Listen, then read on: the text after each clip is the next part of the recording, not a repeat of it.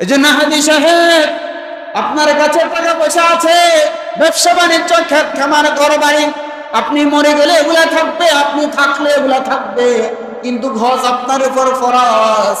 আপনি হজ করে দেওয়ার পরে বিভিন্ন অজুহাত, বিভিন্ন কিছু দেন, ব্যবসা বাণিজ্য কে সামলাবে, আর ছেলে মেয়ে এদেরকে কে সামলাবে, ঘর বাড়ি কে সামলাবে, হজে যাই আর একটু ফরে যাব, 2-1 বছর ফরে যাবে, এই অজুহাত যদি দিতে থাকেন আর আল্লাহ যদি আপনাকে এর মধ্যে নিয়ে যায়, আল্লাহর কাছে কি জবাব দিবেন?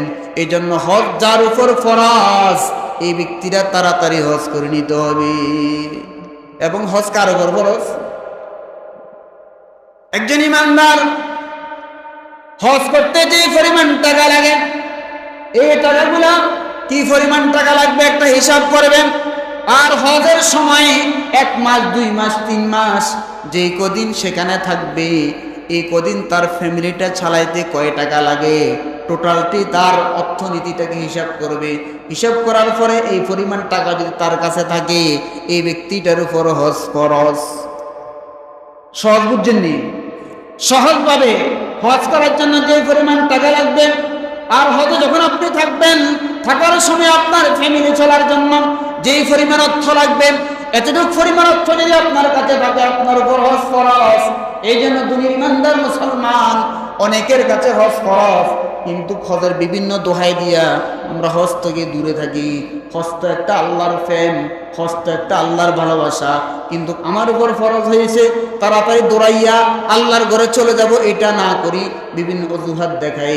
বিভিন্ন মানুষ আছে যারা গরিব দরিদ্র, হজে যাইতে পারে না, এই ব্যক্তিগুলা রাত্রে শেষ রাতে উঠি আল্লাহর কাছে কান্নাকাটি করে 2 হাত তুলে চোখের পানি ছেড়ে দেব, মালিক আমি তোমাকেও দেখি নাই, তোমার হাবিবকেও দেখি নাই, বাইতুল্লাহ কি আমাকে তুমি দেখাবে না?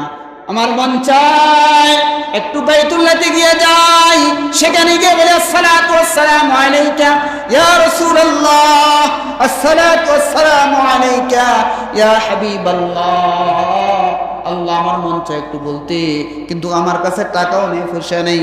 বহু মানুষ আল্লাহর বান্দা শেষ রাতে উঠি, গভীর রাতে আল্লাহর কাছে উঠি কান্নাকাটি করে, আর অথচ তোমার কাছে টাকা পয়সা আছে, তুমি তারপরে যাও না। আমাদের কওমি এবং সরকারি মাদ্রাসায় একটা কিতাব পড়ায়, ওই কিতাবের নাম শরহে জামি। সরকারি মাদ্রাসায় পড়ায়, কওমি মাদ্রাসায় পড়ায়। নাহু সরবের ভিতরে সবচেয়ে হার্ড এবং কঠিন কিতাব, ওই কিতাবের নাম, কিতাবের মুসান্নেফ আব্দুর রহমান জামি। যিনি কিতাব লিখেছেন, কিতাবের হাসিয়ার মধ্যে লেখা আছে, একটা ঘটনা লেখা আছে। আব্দুর রহমান জামি এই ব্যক্তিটা রসুলকে খুব মহব্বত করতেন, খুব ভালোবাসতেন, কিন্তু গরিব ছিলেন, অসহায় ছিলেন, দরিদ্র ছিলেন। মিশর তার বাড়ি ছিল, মিশর থেকে আরব বহু দূর, ওই সময় হেঁটে হেঁটে বাইতুল্লাহ যাওয়া লাগতো। দুনিয়ার ইমানদার মুসলমান আব্দুর রহমান জামি রসুলের শানে কিছু কবিতা লিখেছেন।